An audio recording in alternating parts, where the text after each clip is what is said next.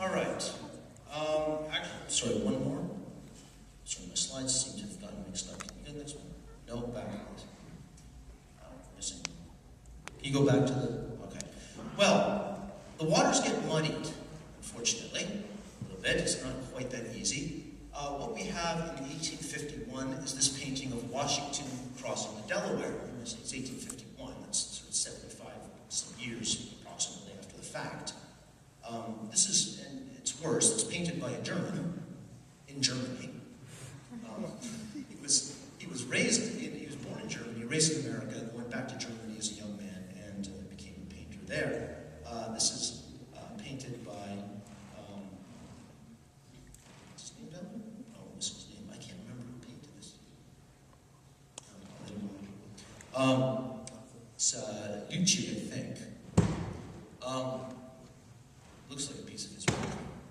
Anyway, this artist was inspired to paint this work. Well, actually, let's take a look at this historically, first of all. It's supposed to be after an historical event, and its history itself we need to address here. First of all, we have emerging Federalist and Democratic Republican ideals, I think, anyway. Washington, who's a key Federalist, and generally the object of Federalist painting. The Jeffersonians, by the way, preferred the 4th of July to Washington's success, pictorial success. Nonetheless, Washington is here. Of course, he's the star of the show anyway. And he is accompanied by, of all things, a Jeffersonian. This is James Monroe, up here right beside him. He was the 5th president of the United States and a Democratic Republican. But what we have here is a Jeffersonian cross-section of America. Now, remember how I said that we're going to start with trivial items and eventually move up to the iconic? This is pretty iconic. How many of you have seen this painting before? Some way. I mean, it's a pretty standard American image, right? I mean, this is important stuff. This is Washington crossing the Delaware to surprise the Hessians. He's going to, he's off to New Jersey to win the Battle of Trenton. This is important stuff. This is December 25th, right? This is a key battle. He's crossing it's supposed to be the Delaware. Unfortunately, we have some problems with this painting. We'll get to those in a minute. What we have here is sort of a cross-section, a Jeffersonian cross-section of America. Look, we have Western-style riflemen, coonskin cap included, right? Here in the stern. These two guys. That's a nice Western frontiersman. We have a Scot up in the front with his bonnet on. We have farmers. Look at this nice broad-brimmed farmer's hat carrying his stick. Right? We have a man of African descent in the front. If you take a look at the man with a pole that's strung diagonal, right behind him to the right, wielding a pole and pushing through the ice is a man of African descent. We potentially have a Native American. There's one argument that's being made. This androgynous figure here might be a woman who may have paid a fair fee to be included. That happens. And of course, James Monroe, our 5th president, your 5th president, and a Democratic Republican. Sorry. I'd like to establish this difference. But the inaccuracies abound. I mean, first of all, the boat is too small. They didn't cross the boat. The small sides are too low. They crossed at night. It doesn't look like night there. It looks like the middle of the day. And according to the light source, they're going the wrong way. It's not so much Washington crossing the Delaware to attack New Jersey. It's more like Washington crossing from Strasburg to attack the Black Forest.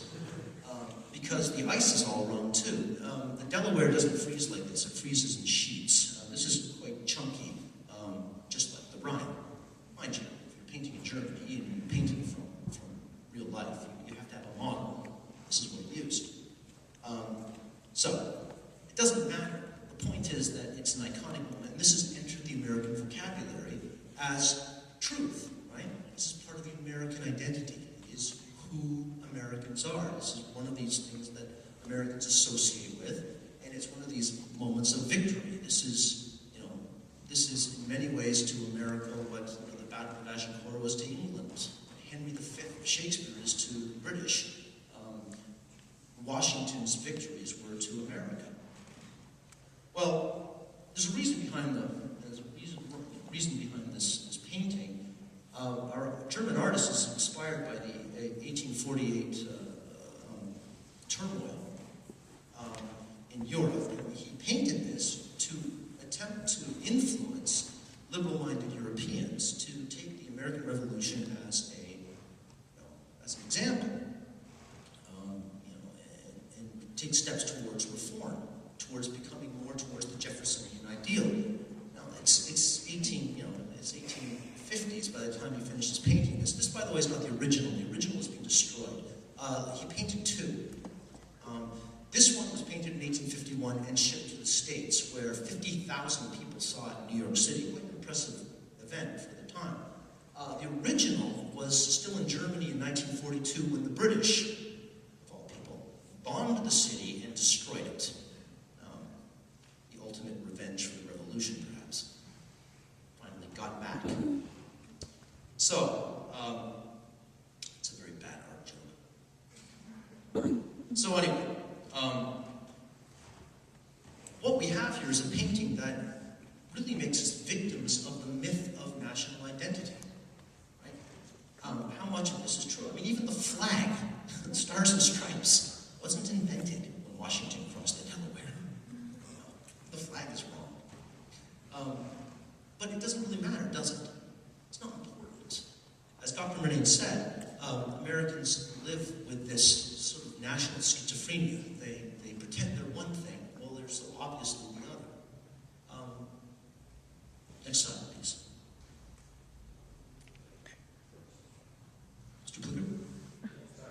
Thank you very much. There's a fly on my screen. Yes, space.